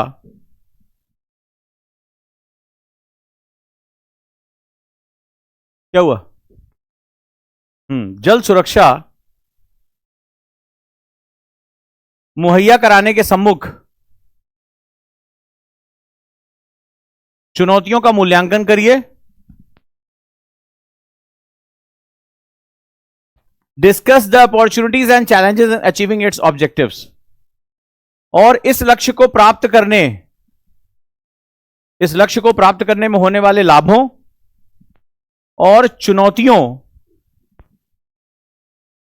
का वर्णन करिए, चुनौतियों और लाभों का वर्णन करिए। कितना सुंदर सा क्वेश्चन है, पढ़ा है? 2 दिन से लगातार आ रहा है, फ्रंट पेज की न्यूज थी ये। सरकार ने सबसे ज्यादा इंफेसिस पे किया है, सोशल सिक्योरिटी प्रोग्राम में सबसे ज्यादा इंफेसिस पे किया है, और इसको अपना सक्सेसफुल प्रोग्राम भी बनाया है, राइट? कोई डाउट है इसमें? कोई डाउट नहीं है, तो चलें आगे। क्वेश्चन तो कर ही लोगे, ये तो यूं। तो क्वेश्चन 2 पार्ट में है। पहला कल पढ़ा था ना, सेम उसी से मैंने क्वेश्चन बनाया है, जो कल पीस ऑफ इंफॉर्मेशन थी, परसों भी आई थी, उसी पीस ऑफ इंफॉर्मेशन को मैंने यूटिलाइज किया है यहां पे। बताओ कितना इजी है। अब हेडिंग आई थी जल जीवन मिशन, सरकार इतना पैसा दे रही है।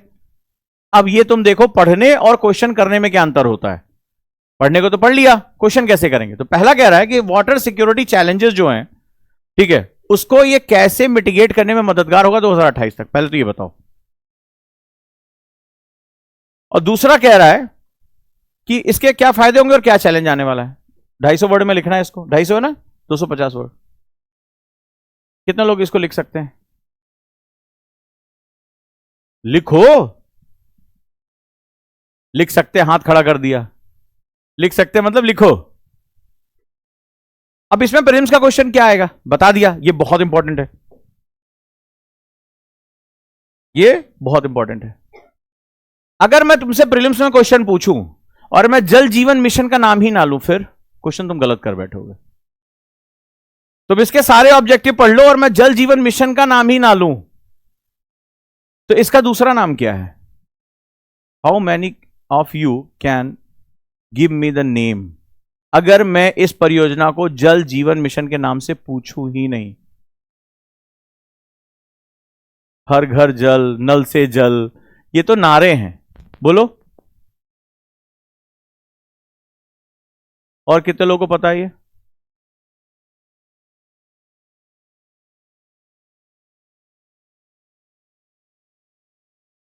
FHTC इसका नाम है। इसका जो नाम है original, functional house hold tap connections है। ठीक है, functional house hold tap connections, और यहीं पे तुम पहले ही नजर में निपट जाओगे। क्लियर?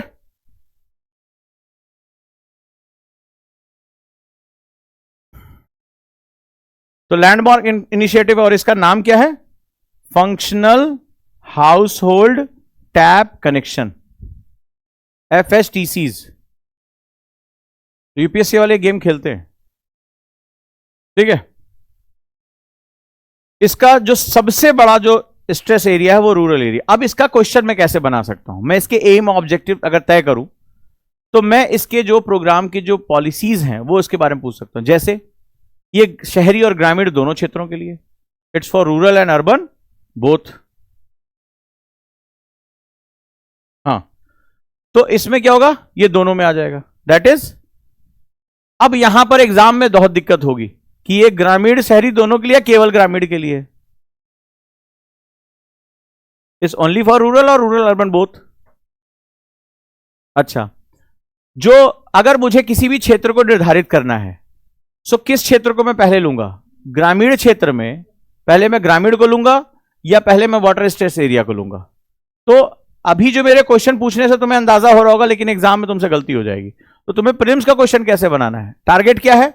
11 करोड़ हाउस होल्ड को अभी तक दिया जा चुका है, फंक्शनल हाउस होल्ड जो टैप कनेक्शन है, और 7 लाख टारगेट क्या है?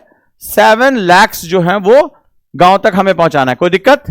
नंबर 1 जो फोकस है, जो सबसे इंपॉर्टेंट पॉइंट है वो ये है। तो जो इसका मेन ऑब्जेक्टिव है, पहले कहां तक? वाटर स्ट्रेस रीजन, यानी वो क्षेत्र जहां पानी की ऑलरेडी कमी है, पानी की ऑलरेडी कमी है, उसको हम लोग पहले जो है इसके साथ जोड़ेंगे। कोई दिक्कत? सो दिस इज, ये याद रखिएगा, यही प्रीलिम्स का ऑप्शन बन जाता है, राइट। Integrated water. दूसरा, इसमें जो पानी पहुंचाने की बात हो रही है वो क्लीन एनर्जी से पहुंचाने की बात हो रही है, यानी with the help of solar pump. किसका हम इस्तेमाल करेंगे? सोलर पंप्स का इस्तेमाल करेंगे, यानी पूरी तरह से सस्टेनेबल डेवलपमेंट के साथ हमारा जुड़ेगा। अगली चीज, क्या फायदा होगा? आपको पहले मैंने बताया था कि भारत में वाटर एंड बॉर्न डिसीज यानी गंदगी से होने वाली बीमारियां बहुत ज्यादा होती हैं। सरकार पैसा जो डाल रही है उसको वापस मिलेगा, और जो वाटर बॉर्न डिसीज यानी जल की वजह से जो बीमारियां होती हैं, वो डायरिया, कम उम्र में बच्चों की मौत, जो इन्फेंट मोर्टेलिटी रेट होता है, चाइल्ड मोर्टेलिटी रेट होता है, शिशु मृत्यु दर, वो भारत में बहुत ज्यादा है।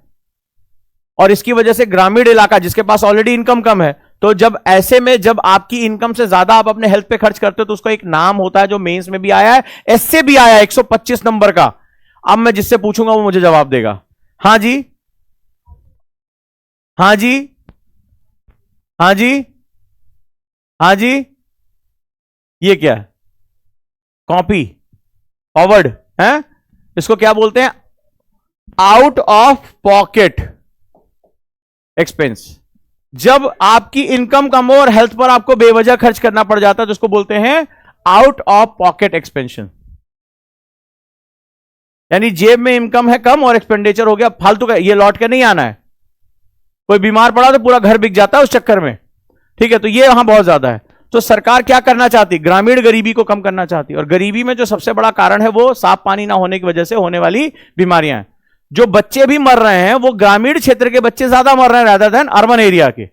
तो पूरी दुनिया में हमारी बदनामी हो रही है, क्योंकि हमारे पास क्या है, जो चाइल्ड मोर्टेलिटी रेट है और जो इन्फेंट मोर्टेलिटी रेट है वो हमारे यहां बहुत ज्यादा है। स्पेशली चाइल्ड मोर्टेलिटी रेट को तो हमें कम करने के लिए हमें ये साफ पानी पहुंचाना ही पड़ेगा, जो वाटर एंड बॉडी डिजीज है जैसे डायरिया, ठीक है। तो ये चीज हो गई। सैनिटेशन इन स्टैंडर्ड को हम कम करें, तो पहले हमने क्या किया, टॉयलेट पहुंचाया। कौन सी योजना थी, क्वेश्चन है यार, स्वच्छ भारत अभियान, द मोस्ट पैराडाइम शिफ्ट। और उसमें हमने क्या किया था, स्वच्छ भारत अभियान की कोर वैल्यू क्या थी,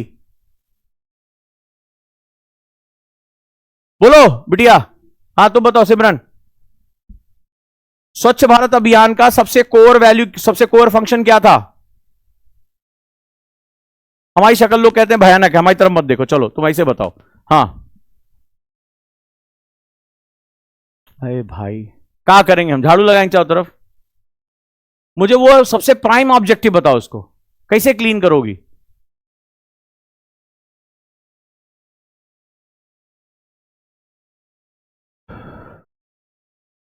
बोलो, एक दो, और किसको किसको पता था, तीन।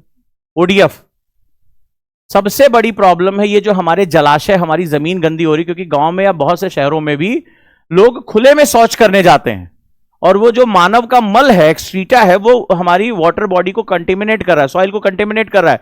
मक्खियां बैठती है, हैजा, गांव में बहुत बड़ी बीमारी है हैजा, खासतौर पे बच्चों की मौत का बहुत बड़ा कारण है वो। तो सबसे बड़ी प्रॉब्लम की जड़ थी ओपन डिफिकेशन, खुले में शौच। कितनी बड़ी लड़ाई लड़नी पड़ी सरकार को इसके लिए, सामाजिक लड़ाई, आर्थिक लड़ाई, हर तरह की लड़ाई। व्यवहार, आपने देखा एक पिक्चर आई थी टॉयलेट, एक प्रेम कथा, तो वही सामाजिक संदेश देने के लिए था। आप उस मूवी को समझिए, वो सच्चाई है हमारी। तो ओपन डिफिकेशन फ्री, ओडीएफ, ये प्राइम टारगेट था हमारा स्वच्छ भारत का। बाकी कूड़े को निस्तारण और ये डालना ये सेकेंडरी चीज है, बट हमारा पहला टारगेट था कि उसके लिए ओपन डिफिकेशन फ्री के लिए तुम्हें क्या करना पड़ेगा, शौचालय बनाने पड़ेंगे। और गांव के पास शौचालय बनाने के पैसे नहीं है, तो हमने शौचालय बनाने के पैसे दिए। लेकिन दूसरी समस्या, इससे पहले भी एक प्रोग्राम चला था स्वच्छ भारत अभियान से पहले, और वो फेल कर गया था। क्यों, टॉयलेट तो बना लिए, लेकिन टॉयलेट में पानी कहां से आएगा। ये शहरों में तो टंकी है, वाटर सप्लाई है, नल से जा रहा है, वो आपने टैप खोला, फ्लश किया और बह गया। गांव में बड़ी दिक्कत। तो इस प्रॉब्लम को अंत तक सॉल्व करने के लिए भाई गांव में भी तो टैप वाटर होना चाहिए, होना चाहिए कि नहीं होना चाहिए। तो यह प्रॉब्लम के सॉल्यूशन का अगला जो है पड़ाव है कि गांव के लोगों को कम से कम नल से जल मिले, ये उनका संवैधानिक अधिकार है। क्लियर है।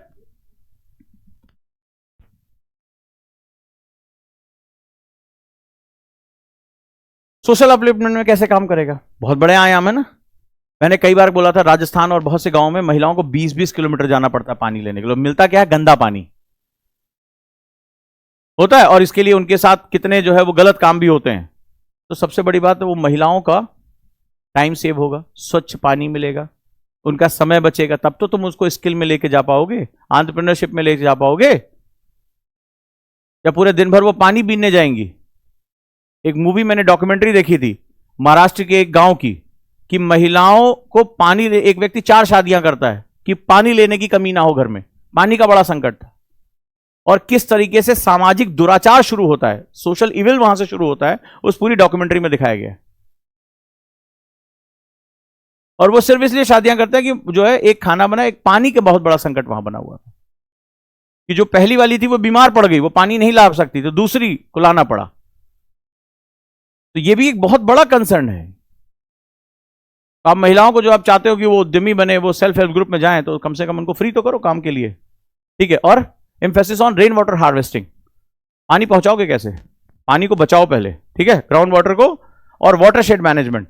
तो ये सारे क्वेश्चन है। रेन वाटर हार्वेस्टिंग, हाँ रेन वाटर हार्वेस्टिंग क्वेश्चन है, ground water recharge and water shade management, सभी क्वेश्चन है। लिखो, जल संभरण प्रबंधन, जल संभरण प्रबंधन,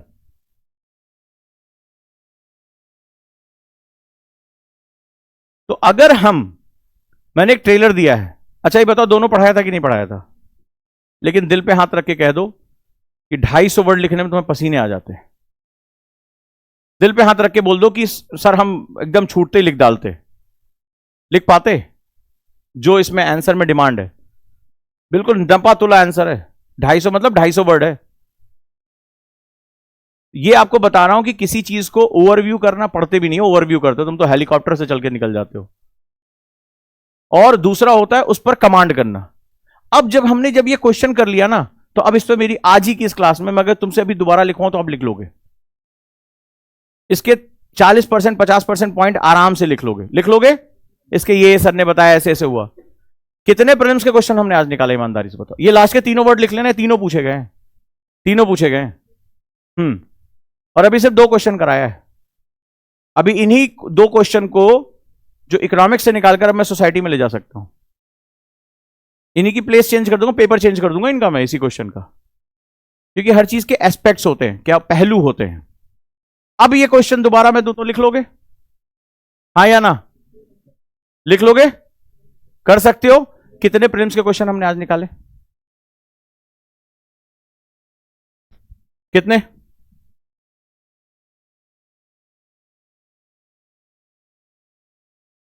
यही कोशिश कर रहा हूं मैं स्कोर अप में। तो तैयार हो जाओ। आरएफआर इकोनॉमिक्स के लिए बहुत शानदार क्वेश्चन तैयार हो रहे हैं। कल या परसों हम इसका पहला शेड्यूल लॉन्च करने वाले हैं। ठीक है, इकोनॉमिक सर्वे कि मैं पूरे गुरुकुल में इतने टेस्ट कराऊंगा, चाहे प्री हो चाहे मेंस हो, कि तुम्हें यूपीएससी आसान लगेगा। इतना मैं जानता हूं, तुम्हारे दिमाग के अंदर तक घुसेड़ दूंगा, चाहे सीधे चलना पड़े चाहे टेढ़ा चलना पड़े। आज आपने क्या सीखा? अगर हम मेंस के क्वेश्चन को भी स्किम्ड करें, उसमें से पॉइंट्स निकालें, तो मुझे कई क्वेश्चन मिल जाएंगे। आज प्रीलिम्स के कितने क्वेश्चन मिल गए? कितने क्वेश्चन कराए होंगे जो पहले आए हुए हैं और जो हमने आज कराए? इसमें आपको अंदाजा लग गया होगा कि क्वेश्चन कैसे जो है वो रोटेट होते हैं। तो हमें सब कुछ करना पड़ेगा कि हमें सिलेक्शन लेना है। तो सर्वे के लिए आप तैयार हो जाइए बढ़िया से। और अब मैं समझ चुका हूं कि आंसर राइटिंग तुम्हारे लिए एक बहुत बड़ा चैलेंज है। तो आंसर राइटिंग सिखाऊंगा मैं। पर डे एक आंसर राइटिंग में तुम्हें कराऊंगा करंट पे, जो आप पढ़ रहे होगे, जो सिलेक्शन वाली क्लास में चल रहा है। इसके बियॉन्ड ओजांग ऐप पे आप जाओगे, ओजांग ऐप है सभी के पास, तो उसमें एक आंसर राइटिंग सेगमेंट मैं सिखाऊंगा तुम्हें डेली। वो चाहे रात में सिखाऊं चाहे मॉर्निंग में सिखाऊं, क्लास की लिमिटेशन के बियॉन्ड भी। और कोशिश करूंगा जो सिलेक्शन वाली क्लास है उसी से ही बेस्ड करके मैं मेंस का आंसर कराऊं तुम्हें। बस अब तुम क्लास अटेंड करते रहो, चाहे यहां करो और इसके बाद चाहे जब भी मैं एक क्वेश्चन हर दिन मैं इसमें कराऊंगा ही कराऊंगा कि इसके आंसर क्या क्या होने चाहिए। और जब मैं एक क्वेश्चन कराऊंगा तो इतना समझ लेना कि उसमें से कम 4 मैं प्रीलिम्स के क्वेश्चन निकाल के बाहर कर दूंगा। तो मेरी तरफ से कोई कमी नहीं आने जा रही सिलेक्शन में। अब तुम कितना अपने आप को फोकस कंसोलिडेट कर पाते हो। तुम्हारा बस एक काम है, मेरे से आगे नहीं चलना है, मेरे से पीछे चलना है। पीछे चलने का मतलब मैं जहां जहां रास्ता बदलता जा रहा हूं, चलता जा रहा हूं, बस जो चीजें हैं ना, बस उसको कलेक्ट कर लेना है। अब ये नहीं कि आज की चीज छोड़ दी, अरे बाद में हम देख लेंगे, नहीं। तुम्हारे पास सिर्फ आज का दिन है। सोने से पहले वही करो जो आईएएस टॉपर ने किया था। और उन्होंने एक ही काम करते थे, वो जब सोने जाते थे पूछते थे क्या मेरे आज के टारगेट पूरे हुए, और जवाब मिलता था नहीं, तो वो अपने गाल पे मारते थे, बोलते तुझे सोने का कोई हक नहीं है, टारगेट पूरे करो और फिर सो जाओ। वो उठते थे, पढ़ने बैठ जाते थे। अगर ये तुम्हारे अंदर जील आ गई, नोबडी कैन स्टॉप यू, कोई तुम्हें रोकने वाला नहीं है। इससे ज्यादा अब कोई कुछ नहीं कर सकता। इसके बाद तुम्हें सिर्फ ये इंफॉर्मेशन कलेक्ट करनी है और घबराना नहीं है। कलेक्ट करना है, कलेक्ट करना है, कलेक्ट करना है। कई बार आप पहले दिन ही घबरा जाते हो, इतना सब हम कुछ कैसे करें। करना पड़ेगा, क्योंकि एग्जाम भी उसी तरह का है। एग्जाम का नेचर समझो। तो if you are learning for selection, तो यही तरीका है। किसको किसको आज ईमानदारी से बताना कि 2 दिन से बजट आया हुआ है, ये सारी आपने चीज, जल जीवन मिशन फ्रंट पेज पे था, फ्रंट पेज पे था। गवर्नमेंट ने इस बार इसको अपनी फ्लैगशिप योजना के, फ्लैगशिप मतलब होता है कि उस साल बहुत प्रोबेबिलिटी होती है, 70-80% प्रोबेबिलिटी होती है, फ्लैगशिप योजना उस साल प्रीलिम्स में आती है या मेंस में आती है। 2 दिन से आई हुई है, आज तीसरा दिन है। और ईमानदारी से बताओ, आज क्वेश्चन करने के बाद किसको किसको एहसास हुआ कि हमने इसके बारे में हमें जानकारी ही नहीं थी? मैं रेज योर हैंड, सभी लोग, जितने भी, जिसको ईमानदारी से लग रहा है कि हां जो मुझे एक्सपेक्टेशन मुझसे की जा रही थी, और ऐसा भी नहीं कि बहुत दिन है, बजट बहुत चर्चित चीज होती है, सभी न्यूज चैनल, सभी न्यूज़पेपर, आपने देखा होगा सारे न्यूज़पेपर कम से कम नहीं तो 8 से 10 पेज बजट पे भरे हुए थे। कल मैंने पढ़ाया बाकायदा इसी को लेके, मुझे जो है वो ज्योग्राफी का सेगमेंट डील करना था और मैं यहां पर आ गया इसको डील करने के लिए। उसके बावजूद भी अगर आप 2 क्वेश्चन को ईमानदारी से नहीं कर पा रहे हैं, अभी तो अर्बनाइजेशन पे, अर्बन पुअरिटी पे, जाने कितने अभी क्वेश्चन बन सकते थे। तो आप पढ़ने और सीखने के बीच का अंतर आप समझ लीजिए कि पढ़ें भले चाहे एक बार, क्वेश्चन बाबू मेरा होना चाहिए। अगर मैंने इसका क्वेश्चन डिलीवर यानी आउटपुट मैंने दे दिया तो फिर यूपीएससी मेरा है। और अगर मैं किसी को घंटे दिखा रहा हूं कि मैं इस कोचिंग में पढ़ता हूं, मैं इतने घंटे पढ़ता हूं, मैं ये किताब पढ़ता हूं, और अगर तुम डिलीवर नहीं कर पा रहे हो, so UPSC is not yours, it's just एक जिसे कहते हैं ना कि ओएसिस की तरह या जो छलावा की मिराज की तरह है, बस भागते रहोगे उसके पीछे। तो चॉइस तुम्हें करनी है, और इस दोनों कंडीशन में सिर्फ एक अंतर है, वो फियर है तुम्हारा। टेस्ट क्यों दें?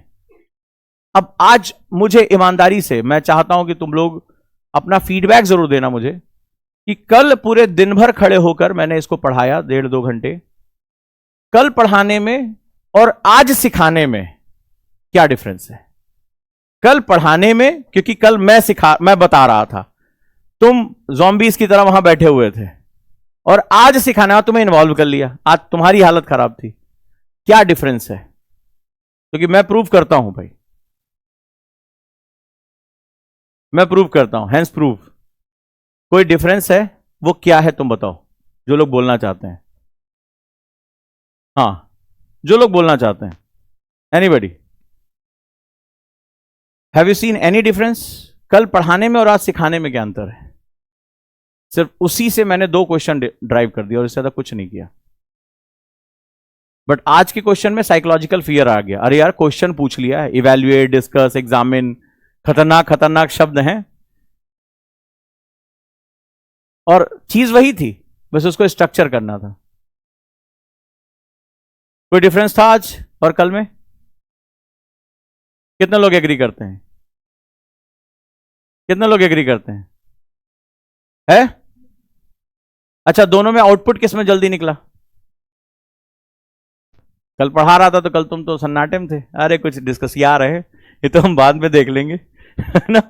आज तुम्हें इन्वॉल्व कर लिया, तुम्हारी हालत खराब है।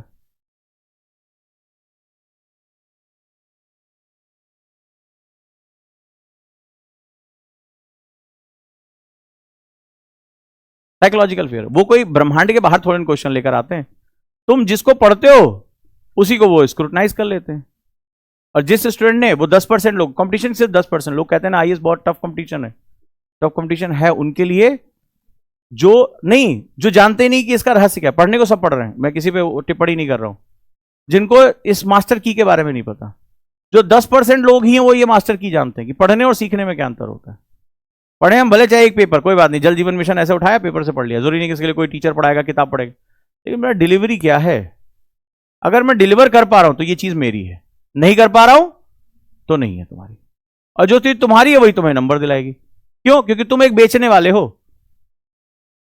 तुमने सपने देखे, एग्जामिनर को अपना आंसर बेचने जा रहे हो, तुम्हें लग रहा है कि तुम आंसर लिख रहे हो, एहसान कर रहे हो। बहुत लोग कॉलेज वॉलेज में एहसान करके आए हैं, मेरी माँ बीमार है थी, हम पढ़ नहीं पाए, हमें नंबर दे दी जा रहे, मैंने कॉपी चेक की, मुझे पता है क्या लिखते हैं, या कुछ भी लिख दिया, गुड क्वेश्चन, या एक ही क्वेश्चन को 10 बार लिख दिया, फिर कुछ भी बीच में लिख दिया, फिर हेडिंग को दोहरा दिया। देखो, और इंजीनियर, मैंने तो भाई बीटेक की कॉपियां चेक की,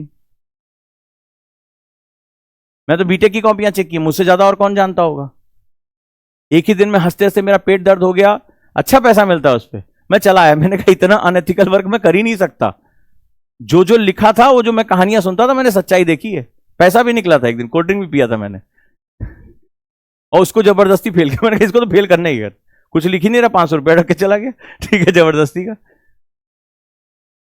पूरी कहानी घर की, बहन की शादी में क्या हुआ, भाई, सब कुछ लिखते हैं लोग, तो वो आते यहां भी हैं, उससे आपको बाहर निकलना है।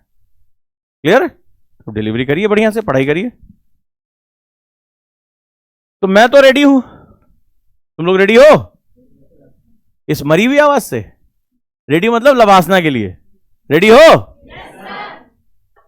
तेलंगाना मौन व्रत, फिर मुंह में दही, गुटखा तो नहीं खाती? तो बिल्कुल बोलो, बोलो। हाँ गुड। या हम खाली नॉर्थ इंडियंस को लेके जाएंगे, साउथ इंडियन जाएंगे नहीं लबासना में? उल्टा है वहां।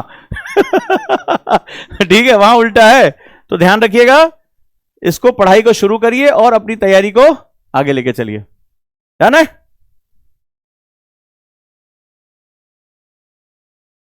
तो कल से हम लोग शुरू कर रहे हैं। माहौल बहुत पॉजिटिव रखिए, बढ़िया से रखिए। कल का शेड्यूल जो है वो चेंज हो रहा है। कल मॉर्निंग से आपकी क्लास है, ठीक है? दैट इज गुरुकुल 5.0 कल से हमारा शुरू हो रहा है। और गुरुकुल 5.0 के लिए तैयार हो जाइए। ट्रेलर आपको लग गया होगा कि अब आपका एक एक दिन, काटे नहीं कटते दिन या रात, कहनी थी जो तुमसे दिल की बात, अब नहीं कह पाएंगे, अब खाली हम टेस्ट करेंगे, ठीक है? तो ध्यान रखिएगा कि आपको इसी तरीके से पढ़ाई करने का मौका मिल रहा है। पढ़ाई इसी तरह से करिए और अब यहां से सिलेक्शन निकाल दीजिए। कुछ लोगों ने कहा कि सर, मैंने पूछता हूं, रोज पूछता हूं कि तुम्हारे सिलेक्शन के लिए मुझे और क्या करना है? शायद इकलौती एकेडमी जो इतना खुल के बात करे। तो कई लोगों ने फीडबैक दिया कि हम सर से नहीं कह पाते हैं। अरे लिख के दे दो, तुम जहां कहते हो वो जगह ठीक नहीं है, ठीक है? That's not good. उसको एक अच्छा ह्यूमन बिहेवियर नहीं कहते हैं। चलो सहेली चुगली करें, नहीं, ठीक है? आपका जो टीचर है, आपका जो गुरु है, वही आपकी मदद कर सकता है और कोई नहीं, और वो कैपेबल है। तो गुरु अगर कैपेबल हो और उसका तुम कैपेसिटी का यूज ना करो तो दिक्कत वाली बात है।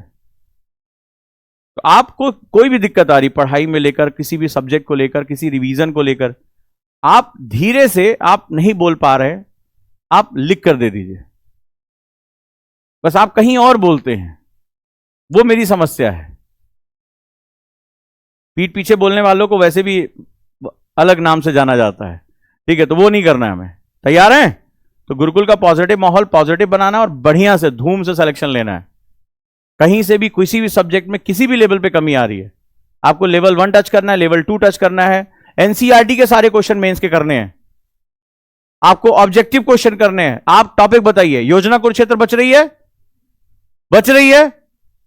जब मैं मुस्कुरा रहा हूं तो तुम समझ लो कि क्या बच रही है।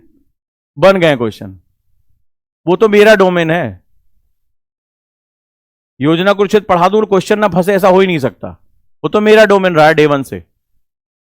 तो आप निश्चिंत रहिए, आप बस जितने क्वेश्चन हो रहे हैं, जो कॉन्सेप्ट हो रहे हैं, उसको छोड़िए मत। बस आपका काम है, जो मेरे टीचर बता दे रहे हैं, एक दिन में इतना कुछ हो जा रहा है ना कि दही हो जाएगा तुम्हारा दिमाग। तो कल सुबह 9:30 बजे से क्लासेस शुरू हो रही है हमारी। तैयार हैं? बस धूम मचा दीजिए। और लंबी क्लासेस होगी, सुबह खा पी के आइएगा। खाने पीने का तरीका मैं आपको पहले भी बता चुका हूं, क्या क्या लेकर आना है। डब्बा, थोड़े चने, थोड़ा बादाम, थोड़ा अखरोट भीगा हुआ, ठीक है, थोड़ी किशमिश, हल्की सी गर्माहट आ रही है, अब गर्मी हो रही है, तो आप ये अपने साथ रखिए। दिमाग को बिल्कुल फ्रेश रखिए और एक ही चीज करिए, फोकस रहिए। फोकस, फोकस कि जो चीज मुझे बताई जा रही है मेरे लिए है और मुझे सिर्फ इसी काम पे लगना है। डरना बंद कर दीजिए कि क्वेश्चन है, डर गए, नहीं हो पाएगा, मैं कराऊंगा। तो अब डेली एक क्वेश्चन अब मेरे साथ आप करेंगे, ठीक है? ऐप सभी के पास है, ओजांक ऐप डाउनलोड कर लीजिए। और अब कहीं से भी जो भी टाइम है, ये भी हम करेंगे।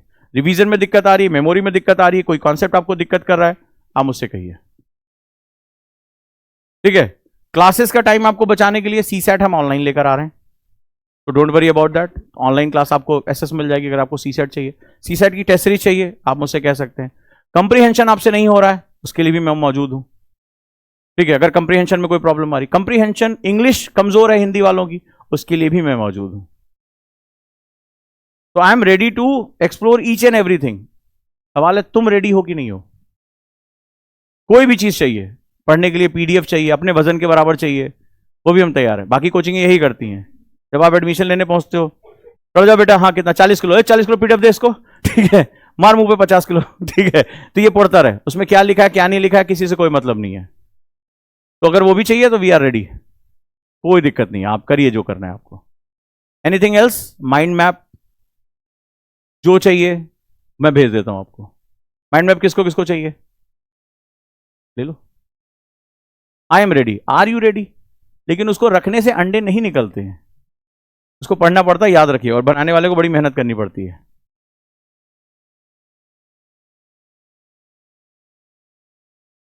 चलिए मिलते हैं 4 बजे।